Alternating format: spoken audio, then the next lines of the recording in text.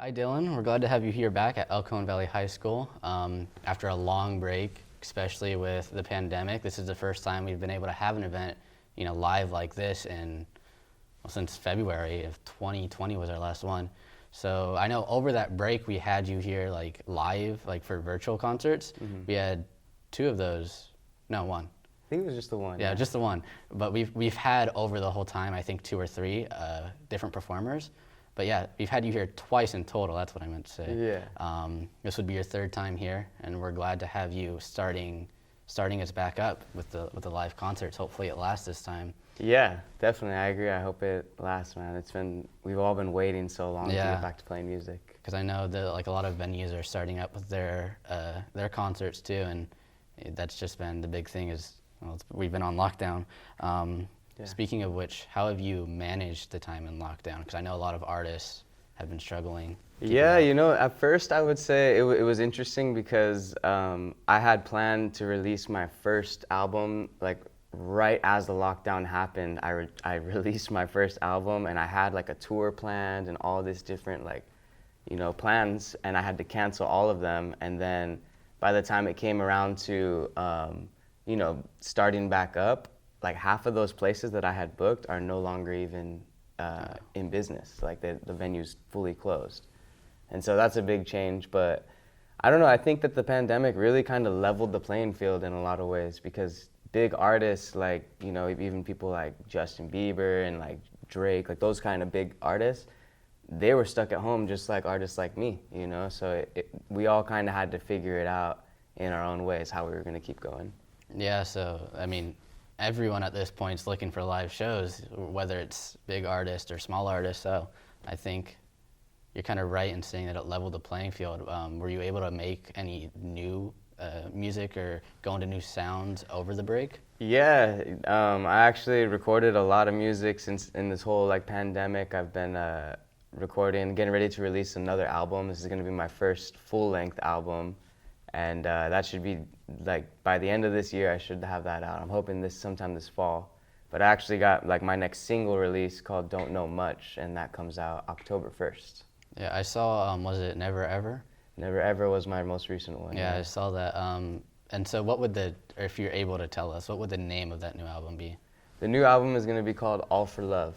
And that's Love. kind of like the theme of the album. It's like all the songs are about love in a different way. Not necessarily just, the love you share with your significant other, but, I like to write a lot about loving yourself and loving everything around you, because I think it's important that we try to connect with ourselves. Yeah, that's especially important now with, lots of loved ones not being able to see each other and us sort of getting back on track. So I think that's the significance of that's growing a lot. Speaking of which, so you're releasing a new album, new songs. Where do you hope that takes you? What's your next step?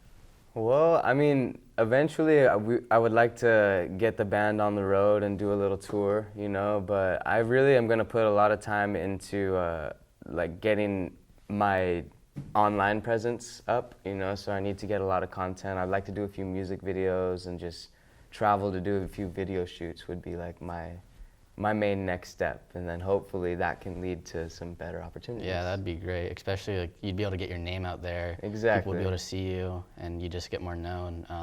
But for those new to you and who you are, where would you say that you really began in music? What's your history behind it? Well, I grew up, I'm from Maui originally, and I had some family that was musicians, and I just would always kind of grow up watching them play and just kind of wish I could do that, but I was a little bit farther away.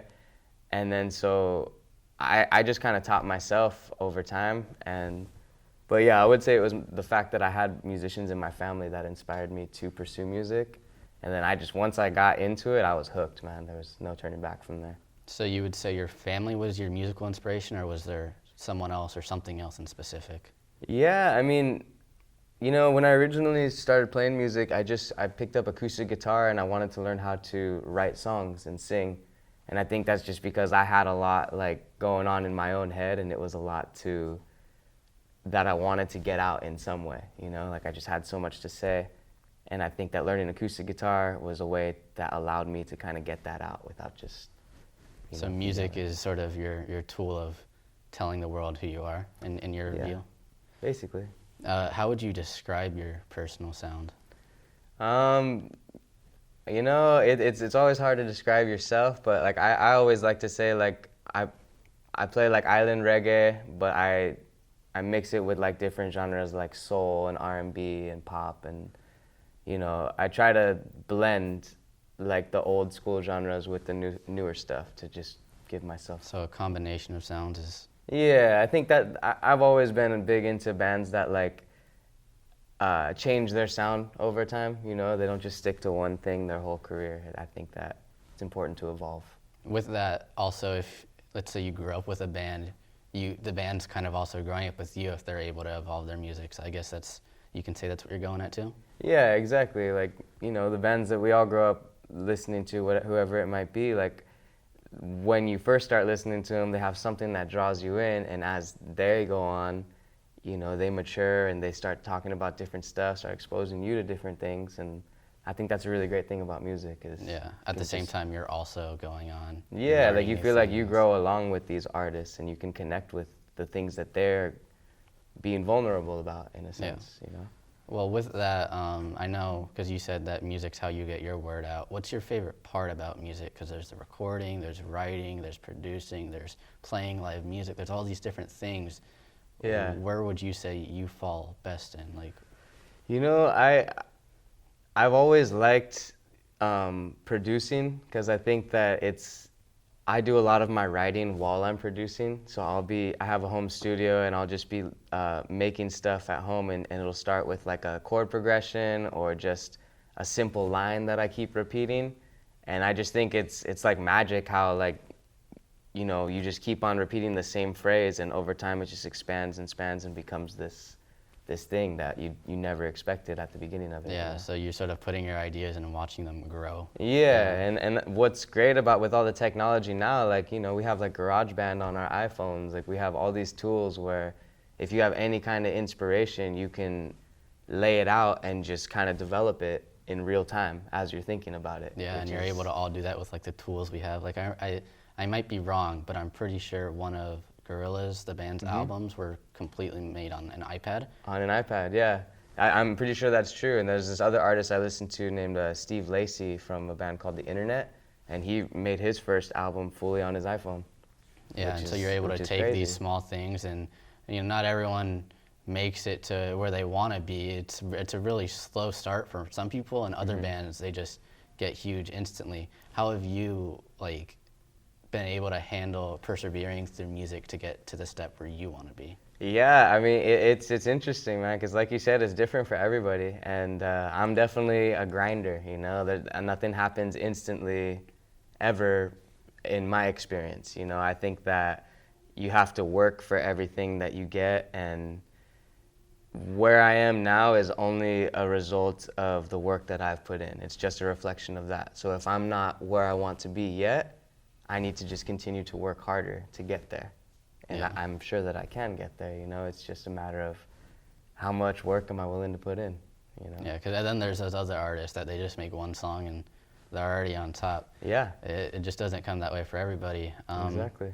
But speaking of that whole you choosing to keep on persevering and working towards your goal, has there ever been a time where you're like, you don't want to anymore? Like you've been burnt out? Oh yeah, man. I think that everyone reaches that point at some point in their. If you're any kind of artist or creative person, at some point, the grind of it all is gonna feel overwhelming. But I also think that part of that grind, and when it does feel overwhelming, a lot of the most beautiful and brilliant creative pieces have been made in that state of mind. Like I grew up listening to a lot of grunge music and more hard rock and stuff like that, and these people were writing about being in the worst state of addiction, you know, and in their actual life, you know, things might be very overwhelming and stuff, but I think from that, if you're able to just view it as an observer observer and not someone going through it, then it's you can create some like the most real, emotional, creative things. You know, whether you're a musician or an artist or an actor, whatever it is. Yeah, I think oftentimes just putting yourself on a piece of paper, you know, writing and getting your thoughts out, a lot of people connect to that more than you'd think. Like a lot of people are going through that same thing, even if it feels like you're alone in that, or if an artist feels like they're alone in that. And so then putting that down, they can then, everyone else who listens to it, you know, they might agree, and that's how sort of connections form, I guess, with artist to artists and their audiences. Yeah, I mean, and it's crazy because like now I think like a common topic is mental health, you know, like I think it's becoming so much more talked about, and I love it because I kind of grew up with my own issues with mental health, and I'm sure people in this room have their own struggles on the daily where you have to like tell yourself to remain positive, you know, and I think the fact that more and more artists are being vulnerable about that, like younger artists too, like they're being vulnerable about issues like that, I think that it really opens the door to have that conversation. Because it's been so long, like generations, our parents' generations even, like they wouldn't even talk about their mental health. It was always just bottle it up and, you know, you just don't talk about it. You just keep working. But I think now that we're in this place of like we can feel comfortable talking about it, there's room to grow a lot, and we can all become a lot more mature just from understanding our own issues that we got to deal with. And music is how you can help the world understand that. Not just music, but art in general has been a big way to do that. Yeah, I believe that. I guess with what you said with working to keep going and how you believe that every step you make has gotten you further and further, when you were here 2 years ago, were you at a point to looking back right now where you thought you'd be exactly where you were, as in your progression with your career? You know, I think 2 years ago, like, it's interesting, like, just to see, like, how much this program has grown in the past 2 years since I've been here. Like, all the, you know, the equipment, it seems like people are more comfortable with it. You guys have, like, a better knowledge and understanding of the stuff. And for me, I think that's kind of what I just aimed for, was, like, just to have a better understanding, a better, like, knowledge of where I'm at, you know? So maybe 2 years ago, I kind of thought I was further along than what I really was. And as time goes on, you can kind of just come to terms with like, okay, you know what, I still got a long way to go before I actually get to where I want to be. So I guess the biggest sense of progression you felt is you're more comfortable? Yeah, exactly. It's not about feeling like you're not there yet and that's not okay. It's about trusting the process that like, if I just continue doing what I'm doing, I will get to where I'm trying to go. Yeah, I agree. And with you being here 2 years ago and since then growing the way that you've grown, and being able to also, as you said, how we as like a school and like putting this production on, like we've also grown. What are your thoughts on that? Like you've been here, on the program, or? Yeah, you've been performed 3 different times. I have. This will be your second time live. Do you have any feedback for us? You know, I think it's great, man. These are like, I basically have just seen like even like with you, you're someone that I've talked to multiple times, and like the amount of like trust that is being put into you guys is a lot, because this is like expensive equipment you guys are dealing with. These are big tasks that you guys are given, and a lot of, in this industry, I think that like a lot of people are scared to learn that, because it seems like there's like gatekeepers in a way, you know, like there's veterans who have just been there doing it the longest and only they want to do it. But you guys are proving that that's not the case. As long as you guys continue working and studying the equipment and researching like the new things that are coming out, like, man, you guys are going to be more advanced than even the people teaching you, you know? Yeah. So it's just, this is one of those things that like with technology and music and like this whole program, you guys have so much opportunity to learn just outside of what they're teaching you, because there's so much else like on YouTube and like just online in general that you guys can probably bring stuff to your teachers that they didn't even know yet. Well, a big thing with especially Live at Lunch is, for the most part, with some exception for you, because you're friends with Mr. Ford. Yeah. Any other band that comes here, for the most part, I find their email. I email them, the whole crew. We talk about it. We build everything, and it's just me and the crew, the students. And I just run it by Ford, and I'm like, is this okay? Yeah. He'll agree, or maybe he'll have some input, but that's about it.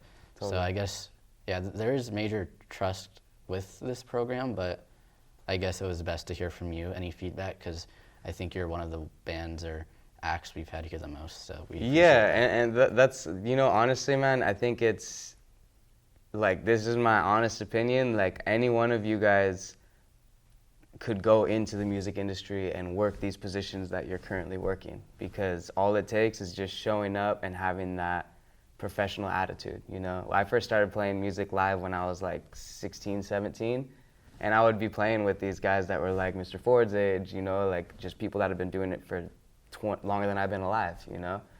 And at first they will always try to kind of, not them in particular, but certain people will try to act like they don't have that trust in you.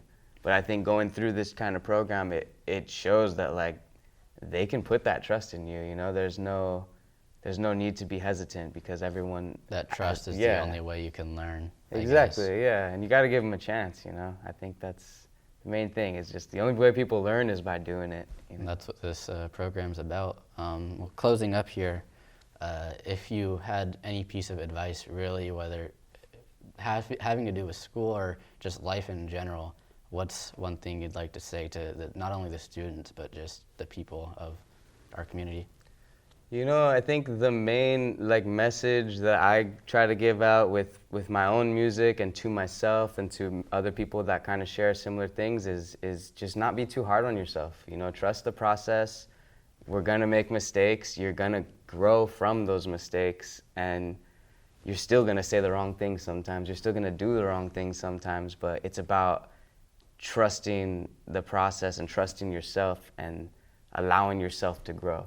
Because I think when we become, like, set in our ways and we don't talk to people about our problems and stuff like that, these small issues can just run in circles in our heads until they become big things. And I know that's the case for me, at least. And yeah, so I just think, like, learning to just accept when we make mistakes and not be super hard on ourselves, that's the best thing that I've been able to learn to allow myself to grow. And hopefully everyone can take that advice and, you know, put your own spin on it, because not everything works for everyone, but yeah, as long as you just keep going, then I guess that's the most important part. Where on social media can everyone find you? So on social media, it's just Dylan Keawe, DYLANKEAWE, and then I also have, like, my Spotify, my YouTube. I have my own website, dylankeawe.com, where you can download all my music. You can buy merch from there, and yeah, it's pretty much the same across all platforms. All right. Well, then I guess that concludes this interview. We're so happy to have you here, and hopefully maybe a year down the road you're here again. Not with me, maybe, because I am a senior, but hopefully this continues to grow, and, you know, you keep maybe going you'll with keep it too. working in the industry, and I'll see you down the road, man. All right. That'd be Thank awesome. you. Thanks for having me. You too. Cool. You got to believe that you are stellar. Yes, you do. Yes, you do. Because it's just you